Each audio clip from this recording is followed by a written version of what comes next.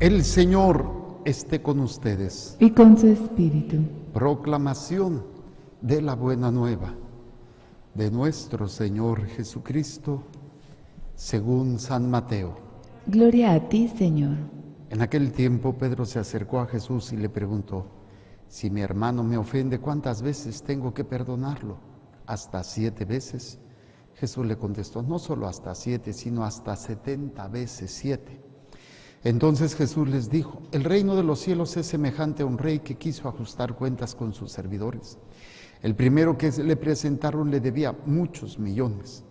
Como no tenía con qué pagar, el Señor mandó que lo vendieran a él, a su mujer, a sus hijos y a todas sus posesiones para saldar la deuda. El servidor, arrojándose a sus pies, le suplicaba diciendo: ten paciencia conmigo y te lo pagaré todo. El rey tuvo lástima de aquel servidor, lo soltó y hasta le perdonó la deuda. Pero apenas había salido aquel servidor, se encontró con uno de sus compañeros que le debía poco dinero. Entonces lo agarró por el cuello y casi lo estrangulaba mientras le decía: págame lo que me debes. El compañero se le arrodilló y le rogaba: ten paciencia conmigo y te lo pagaré todo. Pero el otro no quiso escucharlo, sino que fue y lo metió en la cárcel hasta que le pagara la deuda. Al ver lo ocurrido, sus compañeros se llenaron de indignación y fueron a contar al rey lo sucedido. Entonces el Señor lo llamó y le dijo: siervo malvado, te perdoné toda aquella deuda porque me lo suplicaste. ¿No debías tú también haber tenido compasión de tu compañero, como yo tuve compasión de ti? Y el Señor, encolerizado, lo entregó a los verdugos para que no lo soltaran hasta que pagara lo que debía. Pues lo mismo hará mi Padre Celestial con ustedes, si cada cual no perdona de corazón a su hermano. Palabra del Señor. Gloria a ti, Señor Jesús. Por la lectura del Santo Evangelio, sean perdonados nuestros pecados. Amén. A ver, sentados. En el programa hablábamos empezamos a hablar de la oración. Y en este número 2558 hablamos que en el misterio de la fe hay que creer, hay que celebrar y hay que vivir. Y esto genera una relación íntima con Dios. Y esta relación íntima con Dios se vive a través de la oración. La oración, que es ese diálogo, esa escucha de la palabra de Dios. Y que de alguna manera nos va a presentar la primera lectura. Nos habla de un personaje llamado Azarías, que va a realizar también un momento muy interesante de oración. Y vean qué tipo de oración y a qué es lo que lo va a llevar. Y es precisamente en esta oración donde vemos la situación que está pasando un pueblo, en donde reconoce Azarías la situación que está viviendo, pero por las faltas cometidas hacia Dios. Y es un elemento muy interesante. Pero aquí lo que me llama mucho la atención, cuando uno hace la oración más profunda o más sincera, es cuando a veces toca fondo. Dentro de nuestra oración hemos caído en el error muy frecuente de que repetimos rezos, que son oraciones, pero son rezos sin sentido para nosotros, porque hemos perdido la capacidad de hacerlos nuestros. Entonces, no hay una manifestación real de lo que hay en nuestro corazón, o más bien, la manifestación de ese rezo sin sentido es lo que hay en nuestro corazón. ¿Por qué? Porque nuestro corazón no está en comunión con Dios. Nuestro corazón no está en esta hambre y necesidad de Dios. Lo ideal de los signos externos que nosotros tenemos en nuestra vida de oración, como la Santa Misa y rezos así como el Rosario, no son más que, deberían de ser una expresión de lo que hay en el corazón del hombre. Desgraciadamente caemos mucho en el ritualismo, o sea, en actos externos, pero que no implican nada interno.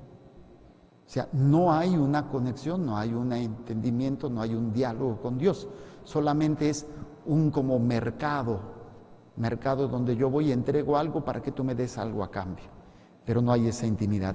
Entonces, dice esta oración, hay que entender la situación en la que se encuentra Azarías. Azarías está deportado, está exiliado, fue conquistado el pueblo judío y fue llevado a la tierra de Babilonia. Y ahí pues están siendo esclavizados, están siendo torturados, están siendo explotados. Antes tenían todos los elementos como pueblo para poder expresar, entre comillas, a Dios su vida de oración. Tenían el templo, tenían sacerdotes, tenían profetas, tenían reyes, tenían sacrificios, y de repente ya no tienen nada. Y es en esta realidad dolorosa donde el hombre vuelve a retomar el inicio de la verdadera oración, el inicio de la verdadera intimidad con Dios. Fíjense qué interesante. Dice, Señor Dios nuestro, no nos abandones nunca. Por el honor de tu nombre, no rompas tu alianza. No apartes de nosotros tu misericordia. Y menciona a Abraham, a Isaac y a Jacob, ¿sí?, que les prometió la descendencia y la tierra, ¿no? Luego dice esta oración, fíjense, pero ahora, Señor, nos vemos empequeñecidos frente a los demás pueblos. Se está refiriendo al pueblo judío empequeñecido por el pueblo babilónico que los tienen sometidos.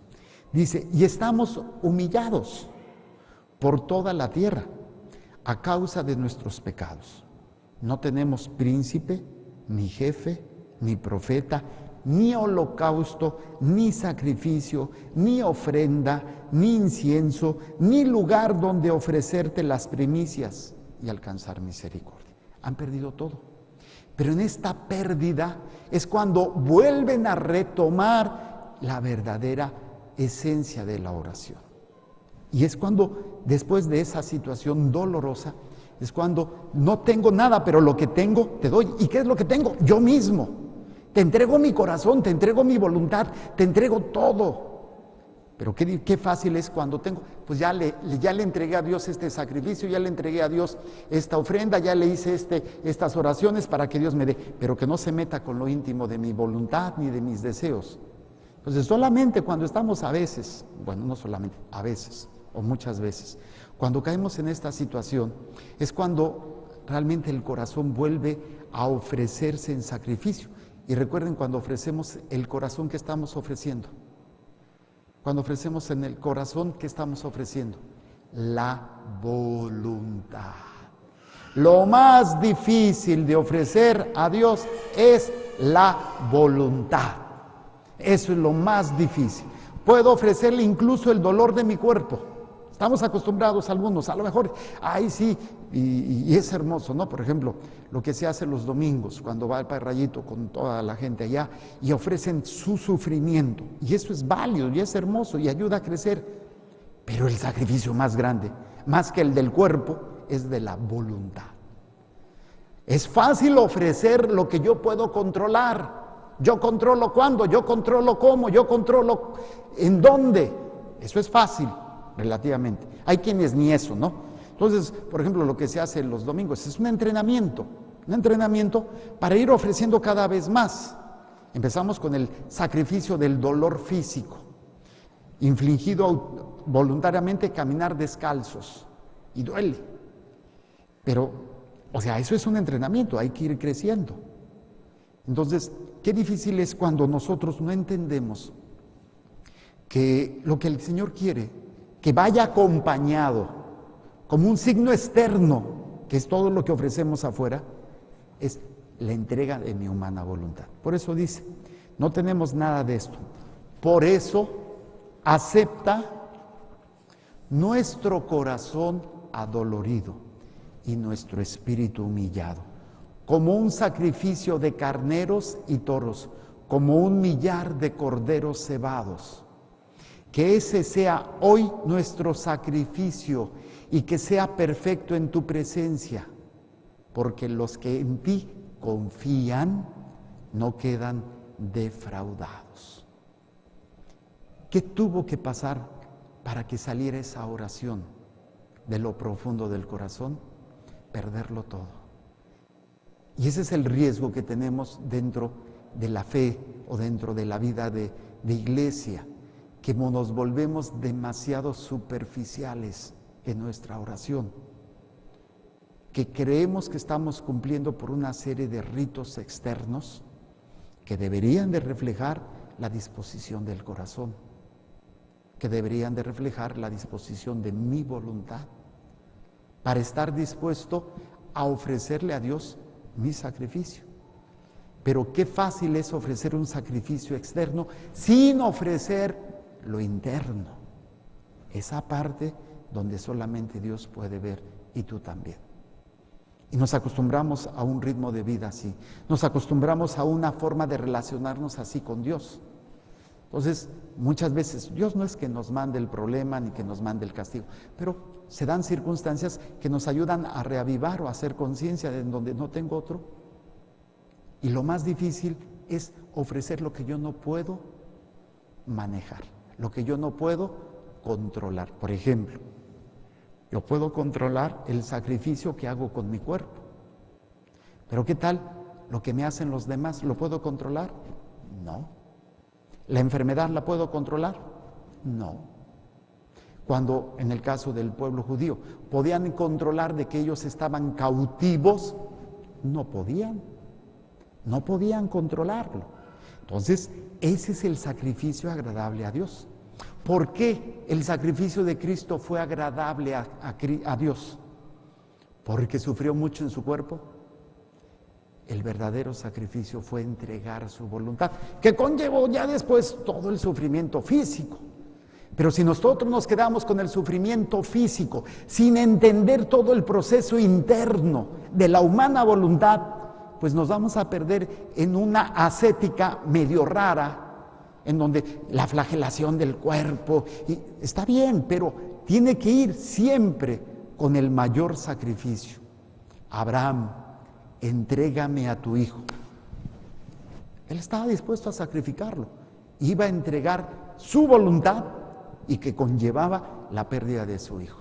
Pero lo primero que iba a sacrificar, antes de sacrificar a su hijo, ¿qué sacrificó? Su voluntad. Y eso es lo que el Señor quiere. Cuando nosotros podamos mantenernos así, cualquier sacrificio externo es agradable a Dios. Pero a veces nos tienen que romper la boca y a veces tenemos que perderlo todo. Señor, no tengo nada más. Pues sí, estás acostumbrado a entregarme todo lo que tú puedes controlar. Estás acostumbrado a darme todo lo que tú quieres y cuando quieres y porque te sientes a gusto. Ahora que no tienes nada, que estás privado de tu libertad, que estás privado de todo lo que antes tenías, ahora entrégame lo que verdaderamente necesito de ti. Lo que yo necesito de ti es que me entregues tu voluntad, que confíes en mí, que te abandones en mí. Eso es lo que yo necesito. ¿De qué me sirve que me hagas miles de sacrificios, que hagas novenas, que te sacrifiques físicamente, si no me estás entregando el verdadero sacrificio de tu humana voluntad? Entonces, cuando uno entiende esto, el valor de Jesucristo, de su sacrificio, sí es en el dolor físico, pero es porque Él antes, acuérdense, en el huerto de los olivos: Padre, si es posible, aparta de mí este cáliz, mas no se haga mi voluntad, sino la tuya. A partir de ahí, todo acto que Jesús vivió fue agradable a Dios, porque antes llevó el sacrificio de su voluntad.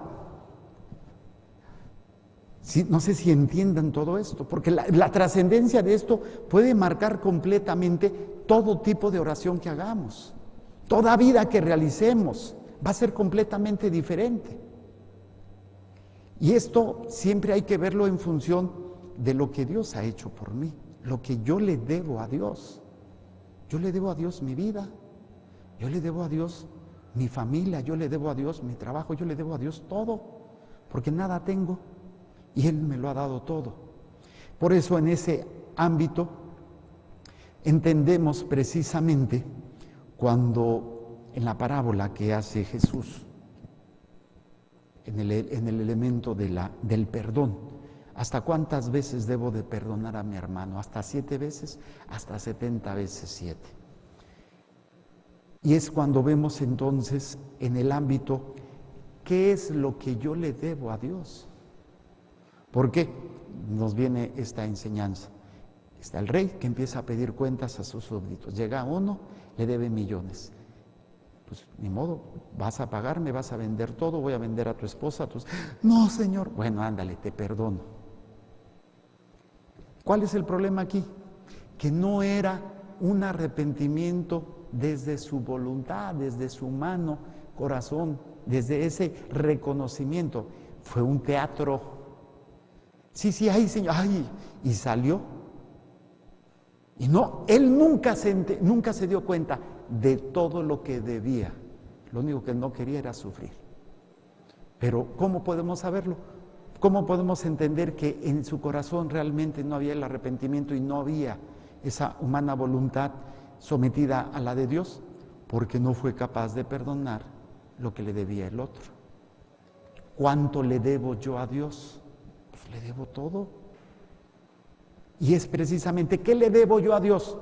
Le debo el perdón a mi esposo, le debo el servicio a mi suegra, todo le debo. Y todavía nos ponemos los moños, ¿y por qué yo? Pero es que yo ya hice, pero es que, hey, ponte a ver todo lo que Dios ya te perdonó. ¿Qué le debes a Dios? Todo. No se compara la deuda que tú tienes con Dios a la deuda que te tienen contigo los demás. Nunca. No se puede comparar. Pero como no hay el sacrificio de mi humana voluntad, entonces solamente es externo, como el perdón que pidió este hombre. Fue externo, no fue desde el corazón, no fue desde su humana voluntad, ese sacrificio. ¿Por qué? Porque inmediatamente se encontró a otro y se desquitó y lo mandó casi matar.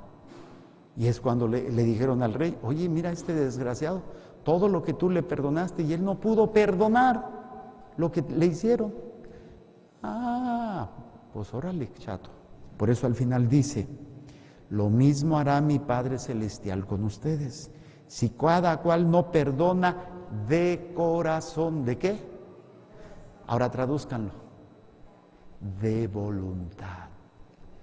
Ay, es que yo no quiero, yo sé que tú no quieres, pero no lo estás haciendo de acuerdo a tu voluntad, lo que estás sacrificando es tu humana voluntad. Y la voluntad de Dios dice, perdona.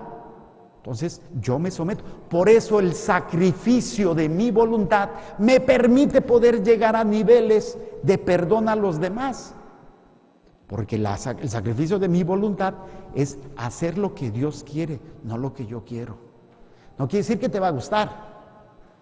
No quiere decir que vas a sentir bonito. Quiere decir que tú lo vas a hacer por toda la deuda que nosotros tenemos con Dios. Pero si yo no lo hago, Dios no lo va a hacer. Primero lo hace Dios conmigo. O sea, la primera pauta la da Dios. Él es el que da el inicio. Dice, el misterio de nuestra vida no es tanto que nosotros hayamos amado a Dios primero, es que Él nos amó primero. Y de lo que Él nos da, yo doy. Él me perdona. ¿Qué se espera de mí? Que yo perdone. Si Él me perdona y yo no perdono, pues entonces, chato, órale. Por eso dice el Señor, lo mismo hará mi Padre Celestial con ustedes si cada cual no perdona de corazón a su hermano. Y hay que quitar esta idea de corazón, el sentimiento. No, la voluntad. Yo creo que esto de la voluntad es increíble, ¿no?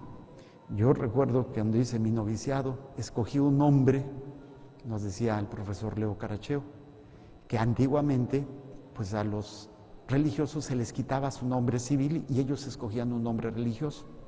Ahora no se usa porque pues implica cambios de papeles y antiguamente el sacerdote, el religioso, no tenía reconocimiento legal ante el gobierno mexicano.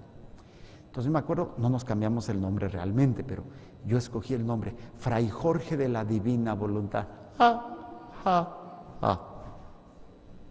Como diría mi mamá, puro pájaro nalgón.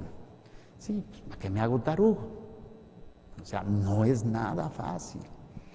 Y ahora entiendo cuando el Señor permite, no manda, permite que lo perdamos todo, para decirle, Señor, no tengo otra cosa más que un corazón adolorido y humillado.